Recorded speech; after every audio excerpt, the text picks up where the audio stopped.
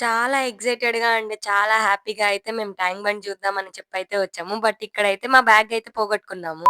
ఇంకా అక్కడికెళ్ళగానే ఫస్ట్ ఈ బెలూన్స్ అయితే కనిపించినాయన్నమాట. చూడటానికి బావున్నాయి. పైగా మనకి ఇలాంటియంటే నచ్చుతాయి కాబట్టి అక్కయితే ఒక బెలూన్ అయితే తీసుకుంది. అలా వీడియో తీస్తానే ఉన్నానన్నమాట. అలా వదిలేసింది. ఇంక అదైతే చాలా పైకైతే ఎగిరిపోయింది. పర్వాలేదన్నమాట. కొన్నిసార్లు ఇలాంటివి జరుగుతానే ఉంటాయి. అండ్ ఒక ఫ్యామిలీ అయితే చాలా బెలూన్స్ తీసుకొనైతే పైకొదిలేశారు. నాకైతే అసలు ఈ ట్యాంక్ బండ్ దగ్గర ఏం కనిపించలేదు. అసలు వాటర్‌లో అంతా చెత్తే ఉందన్నమాట.